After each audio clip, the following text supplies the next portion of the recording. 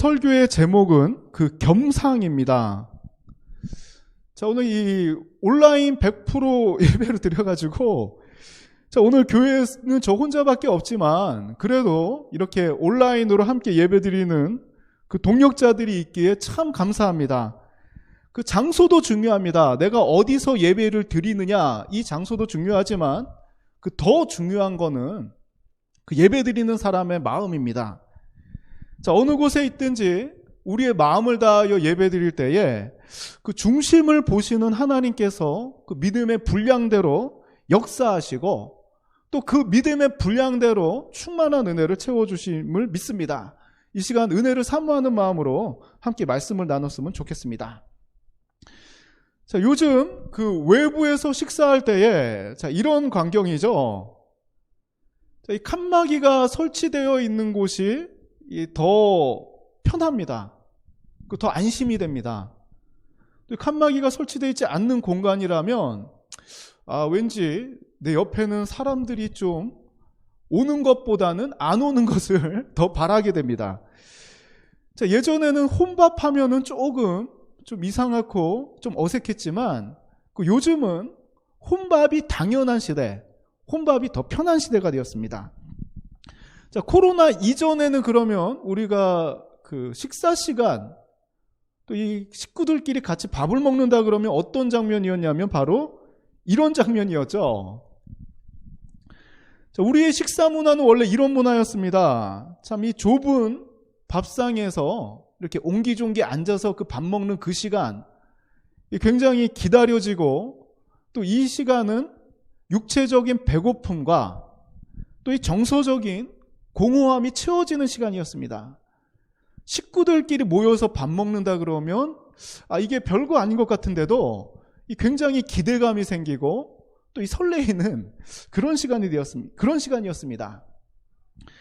자, 예나 지금이나 코로나 이전이나 이후나 자, 모양은 어떠하든지 식사를 같이 할 수 있는 사람들, 그리고 내가 저 사람과 식사를 같이 할 수 있다는 것은 어느 정도 관계가 형성되어야지만 가능합니다. 자, 우리는 예로부터 암무하거나 겸상하지 않았습니다. 어느 정도 친분이 있어야 가능하고 어느 정도 마음이 통해야지만 겸상할 수가 있습니다. 또 지금 이 화면에 보이는 이 밥상을 보니까 자, 이 떡국이 아니라 이 고깃국이 있고 이 밥이 따닥따닥 붙어 있는 걸 보니까 아마도 그 추석 밥상 같습니다. 자, 이 상의 추석 밥상에 앉을 수 있는 사람들은 어떤 사람들이냐면 한 집안 사람들입니다. 그 가족이거나 가족같이 가까이 지낼 수 있는 사람만 이 겸상을 할 수가 있다는 것이죠. 자, 이 또 다른 상이 있습니다. 자, 아까 조금 전에는 잔치상이었고 이 추석상이었고 지금이 잔치상이네요. 자, 지금 보이는 사진은 생일상입니다. 자, 이런 잔치에는 초청된 사람들만 함께 할 수 있는 자리입니다. 자, 이 잔치상에 같이 앉는다는 것은 주인과 손님의 관계성을 나타내 줍니다. 자, 만약 우리가 대통령이나 굉장히 높은 자리에 있는 사람들하고 겸상을 한다는 것은 정말 아마 우리 가문의 영광으로 여길 겁니다. 청와대에 그 오찬 시간에 초청이 된다 그러면 정말 우리의 그 이력서에도 한 줄 들어가지 않겠습니까? 그리고 내가 신분이 높은 사람과 같이 앉아서 밥을 먹는다는 것은 나에게 있어서는 신분 상승과도 같은 그런 귀한 자리가 바로 이 겸상하는 자리입니다. 자, 오늘은 이 잔치상에 관련된 이 말씀을 좀 서로 나눴으면 좋겠습니다. 오늘 본문의 내용이 바로 이 잔치와 관련되어 있죠. 자, 유대인들은 이 식탁 교제를 매우 중요하게 생각했습니다. 이 한 상에서 먹고 마심으로 그 동질감을 느끼고 또 이 서로의 그 공동체 의식, 여호와 신앙 공동체라는 의식을 이 식탁의 교제를 통해서 나타내었습니다. 이 특별히 이 절기에 이루어지는 식탁 교제는 구원받은 백성만 누리는 하나님의 친교라는 이 상징적인 의미가 매우 강했습니다. 이 유월절 같은 경우 이방인이나 타국인 거류자들은 이 유월절 음식을 같이 먹을 수가 없었어요. 이 유월절 음식을 같이 먹기 위해서는 반드시 할례를 받아야지만 가능했습니다. 자, 이 구약 시대에 할례를 받는다는 것은 내가 이스라엘 백성이 된다는 것이고, 또 이스라엘 신앙 공동체 일원으로서 내가 참여하겠다는 그 첫 번째 의식이 바로 할례였던 것입니다. 이렇게 할례를 받고 신앙 공동체 안으로 들어온 사람들만 누릴 수 있었던 게 바로 유월절의 이 식탁 교제였던 것입니다. 자, 오늘 이 위에 나와 있는 이 그림을 보면은, 자, 꼭 이 요즘에 요런 포즈는 그 아이들이 핸드폰 할 때 보통 요런 포즈로 잘 있죠. 베개를 끼고. 자, 그런데 이렇게 누워서 식사를 하는 거는 유대인의 전통적인 식사 자리가 바로 요런 자리였습니다.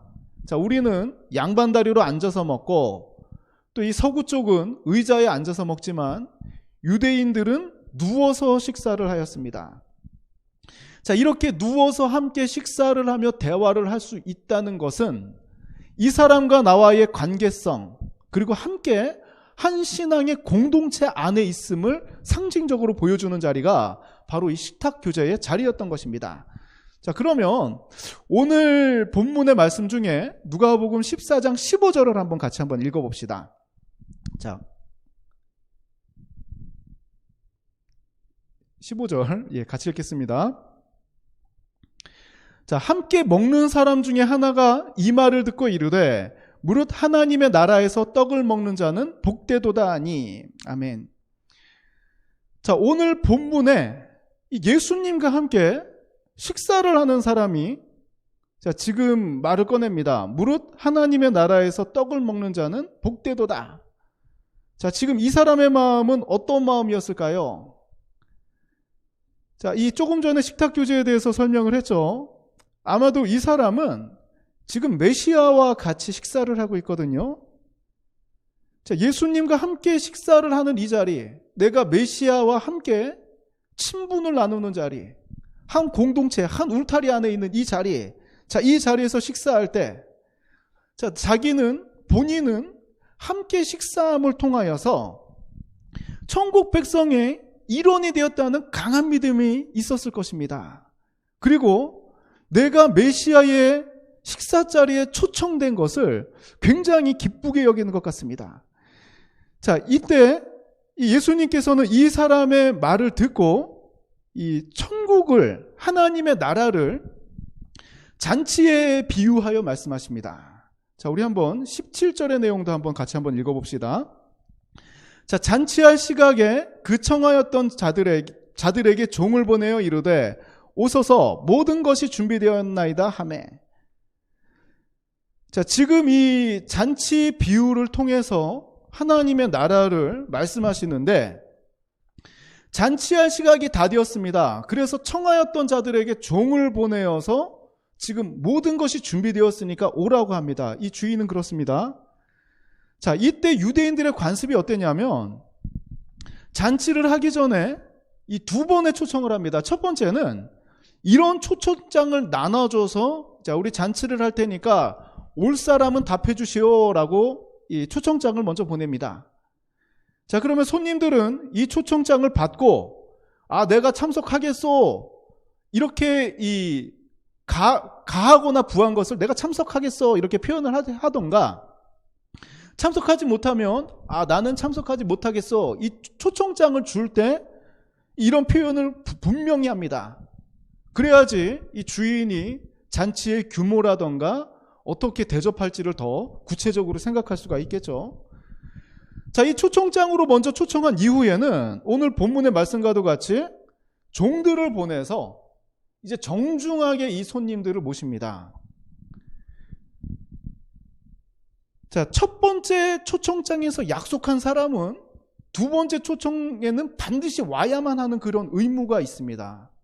자, 이 초청을 처음부터 아예 거절한 사람은 몰라도 첫 번째 가겠다고 한 사람들은 이 종들을 보냈을 때 이 종들과 함께 참석하는 것이 그 유대의 관습이었습니다. 자, 그런데 오늘 말씀을 보니까 초청한 사람들이 전부 다 못 오겠다고 합니다. 자, 18절을 한번 봅시다. 다 일치하게 사양하여 한 사람은 이르되 나는 밭을 샀음에 아무래도 나가보아야 하겠으니 청컨대 나를 양해하도록 하라 하고.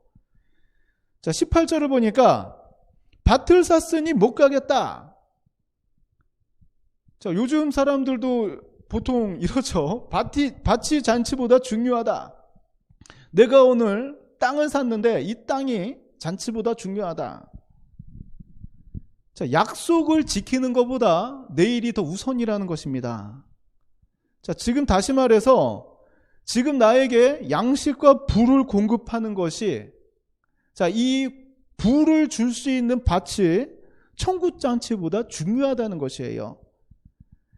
자, 열심히 사는 것 맞습니다. 우리가 세상에서 최선을 다해서 열심히 사는 것도 맞지만 예배를 뒤로하고 하나님과의 관계가 무너진 열심은 이거는 잘못된 믿음입니다. 하나님을 믿으면서 열심히 일해야지 믿음과 세상의 일이 분리되어서는 안 된다는 것입니다. 자, 우리 19절의 말씀도 한번 읽어봅시다. 한 사람은 이르되 나는 소 5겨리를 샀음에 시험하러 가니 청컨대 나를 양해하도록 하라 하고. 자, 소 5겨리를 샀으니 못 가겠다 이런 말이죠. 여기서 나오는 결이라는 말은 그 성경의 독특한 표현입니다. 옛날 우리나라 말이기도 한데, 자, 요즘에는 성경에서밖에 찾을 수 없죠. 한 결이는 암수 한 쌍을 말합니다. 즉 마리로 따지면 10마리예요. 수컷 5마리, 암컷 5마리를 뜻합니다. 자, 엄청난 사람이죠. 자, 소 10마리를 샀다. 자, 그래서 이걸 한번 소들이 건강한지, 일을 잘하는지, 젖이 잘 나오는지 시험하러 가니까 나는 잔치에 참석하지 못하겠다는 거예요. 자, 헬라어 성경의 표현을 보면 이 소는 새로 산 소가 아닙니다. 이미 산 소예요. 이미 구매했던 소입니다.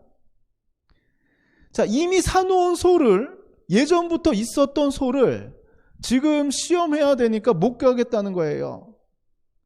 자, 소 때문에 못 간다는 것은 어찌 보면 헬라어 성경의 표현으로 보면 핑계로밖에 보이지 않습니다. 자, 이 사람은 천국 잔치에는 전혀 관심이 없는 사람이에요. 자, 우리 주변에도 가끔 보이죠. 제가 예전에 그 이전교회에서 청년부를 맡을 때 한 2년, 3년에 한 번씩 이런 청년들이 옵니다. 저희 새로 교회에 와서, 자, 어떻게 해서 우리 교회에 오게 되었습니까? 물어보면 떳떳해요. 결혼하라고 왔습니다. 굉장히 솔직해요. 결혼하러 나는 교회에 나왔습니다. 이런 말을 합니다. 저는 참 이런 부분도 좋더라고요. 솔직하고 감춤 없이, 꾸밈 없이 말하는 것도 좋지만, 자, 우리가 신앙생활을 할 때 첫 번째 전제되어야 되는 게 구약 백성들은 할례였다면 오늘날 그리스도인들은 바로 믿음이라는 것입니다. 믿음 가운데 신앙생활을 하는 거고 믿음 가운데 예배를 드려야지. 자, 이런 다른 거는 다 필요 없고 세상적인 것이 예배 시간에도 작용을 하고 세상적인 것이 하나님과 교제를 방해한다면은 이것도 건강한 신앙생활이라고 볼 수 없습니다. 또 우리가 신앙생활 하는데도 이런 핑계 저런 핑계가 생길 때가 있습니다. 내가 오늘은 좀 힘들어서, 내가 오늘은 좀 피곤해서. 물론 쉼이 필요할 때도 있지만 하나님을 섬기고 하나님을 예배하는 일에는 우선순위를 최우선순위로 둬야 합니다. 자, 우리가 힘들면은 기도해야죠. 그렇죠? 하나님과 먼저 대화를 해서 풀어야죠. 또 일이 막혀도 하나님과의 교제를 통해서 풀어야지 하나님과의 교제를 끊고 다른 방법을 쓰면은 안 된다는 것입니다. 자, 우리 14장 20절의 내용도 한번 읽어봅시다. 또 한 사람은 이르되 나는 장가 들었으니 그러므로 가지 못하겠노라 하는지라. 저 장가 들었으니 못 가겠다. 이거 이해되죠? 장가 들어서 못 가겠다. 자, 이 장가 들었으면 맞습니다. 이 배우자에게, 남자든 여자든 결혼하면 배우자에게 최선을 다해서 사랑하는 거 맞습니다. 이게 건강한 관계죠. 부부관계죠. 이런 게. 그러나 자, 이 장가 들었으면 이 잔치 자리에 이 아내를 데리고 오면 되는 거 아닙니까? 자, 그리고 이 잔치 자리에 잠깐 참석하는데 결혼했기 때문에 못 간다. 자, 이것도 뭐 어떻게 보면은 핑계로밖에 생각되지 않습니다. 또 이 부분도요, 그 헬라어 성경으로 보면 이 사람의 표현을 보면 정중한 표현이 아니에요. 청한 사람에게 반감이 드러나는 표현을 쓰고 있습니다. 자, 이 사람은 왠지 모르게 주인에게 강한 거부감, 반감을 가지고 있어요. 자, 우리가 가끔 결혼과 동시에 신앙생활이 멈추는 사람들이 가끔 있습니다. 결혼하기 전에는 열심이었던 사람들이 결혼한 이후에는 이 신앙생활이 스톱된 분들이 가끔 있어요. 자, 이 사랑은, 그렇죠, 우리가 갖고 있는 이 사랑이라는 감정은 변하지 않습니다. 변하는 것은 사랑이 아니죠. 하나님을 향한 사랑도 마찬가지입니다. 하나님을 향한 사랑, 이 사랑이 변한다는 것은 이 관계에 금이 가고 있다는 거예요. 그리고 하나님을 사랑하는 마음, 이 마음이 다른 사랑의 존재 때문에 변해서는 안 된다는 것입니다. 자, 이왕이면 부부가 함께 예배드리고 또 부부가 한 교회를 섬기는 것이 좋습니다. 또 서로 결혼할 때도 아직 결혼하지 않은 분들은 좀 배우자를 선택을 할 때 믿음의 동력자의 관점에서 봐야 됩니다. 가끔 전도의 대상으로 결혼하는 분들도 계세요. 그런데 물론 이 믿지 않는 가정과 결혼을 해서 저 가정이 구원받은 경우도 있습니다. 하지만 그 구원의 과정이 너무나도 힘들기 때문에 보통 그 어르신들이 하는 말이 믿음의 가정끼리 결혼을 해야 된다는 말이 믿지 않는 과정을 구원시키기가 너무나도 힘든 길이기 때문에 사랑하는 마음으로 건면하는 거예요. 가장 이상적인 결혼은 믿음의 자녀들끼리 결혼해서 이 윈윈이라 그러죠. 함께 하나님을 섬기고 더 규모 있게 하나님의 일을 감당하는 것이 더 건강한 결혼 생활이라고 할 수 있습니다. 자, 그럼 우리 21절의 내용도 한번 같이 살펴보도록 하겠습니다. 같이 읽겠습니다. 자, 종이 돌아와 주인에게 그대로 고하니 이에 집주인이 노하여 그 종에게 이르되 빨리 시내의 거리와 골목으로 나가서 가난한 자들과 몸 불편한 자들과 맹인들과 저는 자들을 데려오라 하니라. 자, 종이 지금 쭉 손님들한테 초청에 응했던 손님들을 찾아다니다가 돌아와서 주인에게 말합니다. 한 명도 온다고 하지 않습니다. 이때 주인이 다시 한번 가봐라고 하잖아요. 노합니다. 그리고 종에게 말합니다. 빨리 시내 거리로 가고 골목으로 나가고, 자, 이 눈에 보이는 대로 가난한 자들, 몸 불편한 자들, 맹인들, 저는 자들을 데려오라. 자, 주인은 지체 없이 다른 사람들로 이 잔치를 채우라고 합니다. 초청했던 사람들을 설득하라는 말 없습니다. 기다리라는 말 없습니다. 바로 즉시 다른 사람으로 잔치를 채우라는 것입니다. 밭을 샀던 사람이 빠져나가고 소 10마리를 샀던 사람이 빠져나가고 장가 들었던 사람이 빠져나가니까 이 잔치에 어떤 사람들이 초청됩니까? 가난한 자들, 몸 불편한 자들, 맹인들, 저는 자들, 오히려 사회에서 소외되었던 사람들, 잔치에 초청받기가 힘든 사람들이 오히려 이 잔치에 인사이드로 지금 들어오고 있는 것입니다. 자, 22절의 내용도 봅시다. 종이 이르되 주인이여 명하신 대로 하였으되 아직도 자리가 있나이다.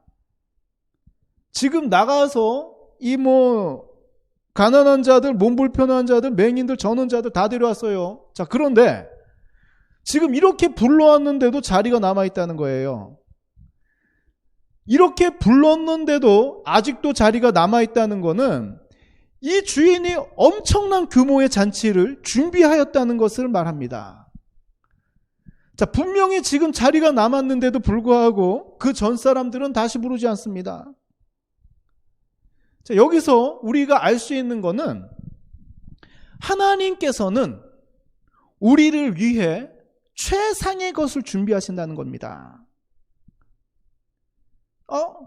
내 삶을 보니까 그런 것 같지 않은데 그렇죠? 내 삶을 보니까 왜 그렇다면 하나님께서 나를 위해서 최상의 것을 준비하신다면 왜 내 삶은 이렇게 힘들어지는가? 자, 이렇게 생각하는 분들도 계실 수 있어요. 자, 우리는 세상의 관점으로 우리 삶을 바라보면 안 됩니다. 자, 어떻게 바라봐야 되냐면 쫙 하늘의 관점에서 우리 삶을 비춰봐야 돼요. 마치 성령께서 조명하시는 것처럼 우리의 삶을 세상 사람들처럼 계속 아래서 위쪽을 향해서 보는 게 아니라 하나님의 관점에서 전체적인 그 그림을 봐야 됩니다. 세상적인 것 안에 그 속에서 영적인 것을 발견하는 게 그리스도인들 아닙니까? 지금 우리에게 주신 최상의 환경은 어떤 환경이냐면 믿음 생활하기 최상의 환경이라는 거예요. 내가 오늘 요즘 그 말씀 함기를 하면서 요셉 스토리를 진행하고 있죠. 요셉의 삶을 보면 계속해서 노예의 삶이고 죄수의 삶이 계속 반복됩니다. 13년 동안 이 삶을 살아가요. 하지만 성경에서는 계속 형통한 자를 강조하지 않습니까? 요셉이 노예로 죄수로 끝나는 삶이었다면 형통한 삶이 아니었을 거예요. 그러나 이것은 총리가 되기 위한, 애굽의 총리가 되기 위한 과정이었습니다. 그렇기 때문에 노예로 있더라도 죄수로 있더라도 이 사람의 마지막은 총리이기 때문에 계속 그 과정을 거치며 형통한 자를 강조하고 있는 거예요. 그리스도인들의 삶도 마찬가지입니다.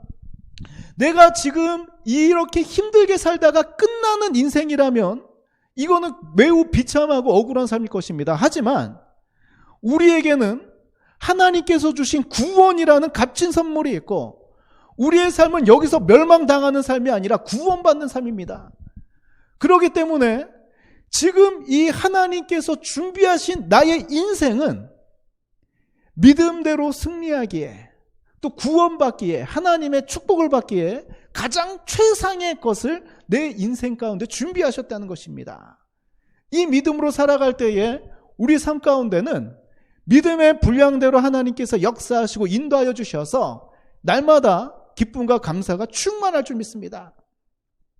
하나님께서 준비하신 우리의 미래는 오늘 이 본문의 엄청난 잔치와도 같은 내가 계획하고 내가 생각한 것 이상의 최상의 것을 준비하셨다는 거예요. 하나님께서 부르실 때에 언제든지 올 수 있는 사람, 하나님께서 부르실 때 언제든지 달려갈 수 있는 사람이 이 잔치에 참여할 수 있습니다. 즉 믿음으로 하나님의 말씀을 따르는 자에게 잔치와도 같은 큰 기쁨이 임한다는 것입니다. 자, 그러면 우리 23절의 내용도 같이 한번 읽어봅시다. 자, 주인이 종에게 이르되 길과 산울타리가로 나가서 사람을 강건하여 데려다가 내 집을 채우라. 자, 주인은 지금 길에 나가서 사람들을 강건하여서 지금 붙들고 집을 채우라고 하십니다. 자, 주인의 마음을 알 수 있습니다. 지금 엄청난 것이 준비되었으니까 자, 이것을 그냥 놔두는 것이 아니라 지금 모르는 사람들에게 이것을 알리고 이 사람들을 지금 내 집으로 데리고 와서 채우라는 그 주인의 마음입니다. 자, 24절의 내용도 같이 읽어봅시다. 자, 내가 너희에게 말하노니 전에 청하였던 그 사람들은 하나도 내 잔치를 맛보지 못하리라 하였다 하시니라. 아멘. 자, 아무리 빈자리가 있어도 그 전에 초청했던 사람을 다시 부르지 않습니다. 오히려 전혀 상관없던 사람들이 잔치자리를 채우게 되는 상황이에요. 자, 복음을 듣고 거부한 사람들, 자, 이 자리에 참석할 수 없습니다. 주님의 그 예수 그리스도의 그 구원하심, 그 십자가의 사건, 또 예수 믿으면 구원받는다는 이 소식을 듣고 그냥 거부하고 참여하지 않는 사람들은 이 잔치를 맛볼 수가 없다는 것입니다. 자, 그러나 이 주인을 몰랐더라도 지금 위치가 어떠하든지, 뭐 이전부터든지, 뭐 지금 급하게든지, 그 직전이든지, 복음을 듣고 찾아온 사람들은 이 잔치에 참여하게 되었습니다. 이 잔치를 맛보게 되었습니다.